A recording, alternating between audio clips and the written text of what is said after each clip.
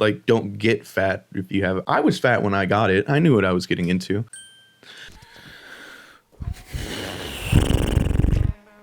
Last time I was sitting here to talk to you guys about this was just like minutes before everything went fucking insane. I made a reel of my experience on the news a year ago.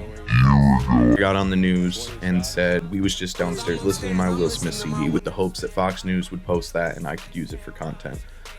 They did, and I did at the time. It got about 1 million views across all social media platforms. And then we started really working on our YouTube and struggling to work on the YouTube. How did we go from, 1,000 views a week to this almost 3 million views this week? We had struggled for 5 years to get 600 subscribers, and now within a week of me posting my last video like this, we're at 3,000.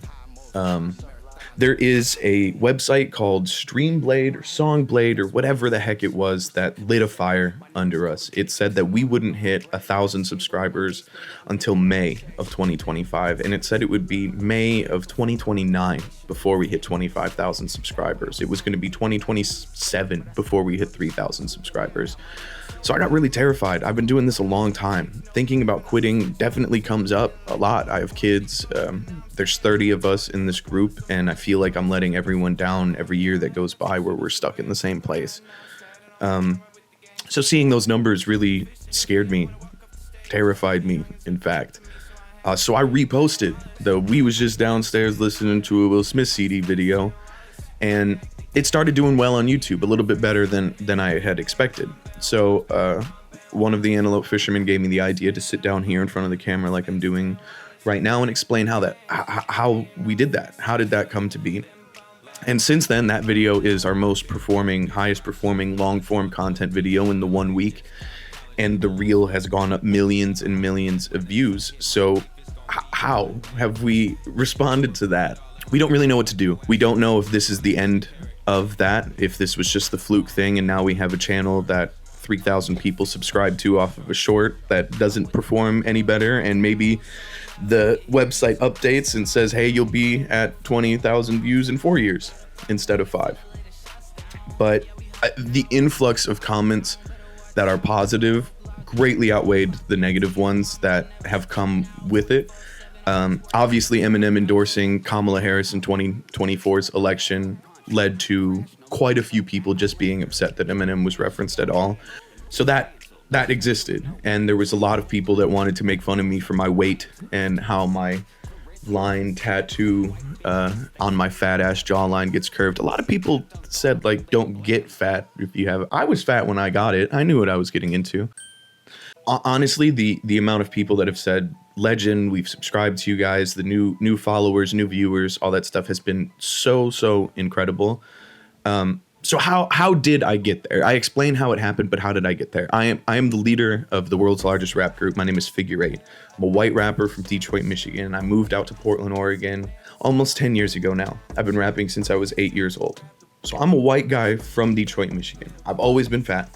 So not so Slim Shady, stuff like that. Skittles have been thrown at me as a joke towards Eminem for my entire life. So I started working on my first actual solo album away from the group, the Lil Fidget LP, as a way to, not only embrace the fact that I am white, I am from Detroit, I am a hip hop artist, but also to take back something that feels like it was stolen from me.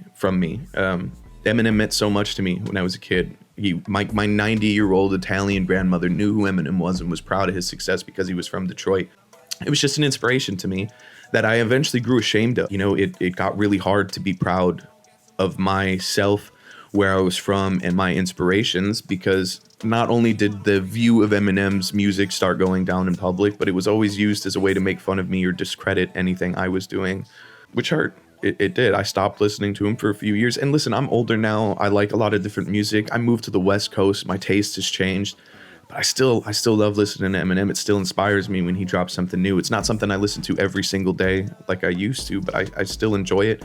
So making the Little Fidget LP was my way of saying I'm proud to be who I am. This album was just about to drop a couple months away from this. So it felt like the best way to promote it.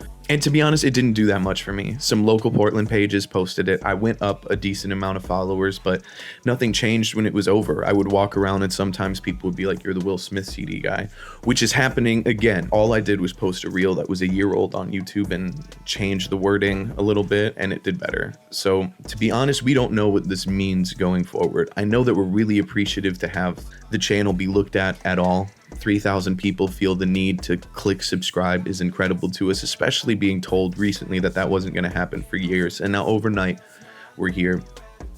Me personally, I'm tremendously terrified that that's it, that this was like a boost and it's not going to do anything beyond that. We're not going to be able to recapture it. We're not going to be able to, my hands are sweaty, knees weak, whatever the fuck.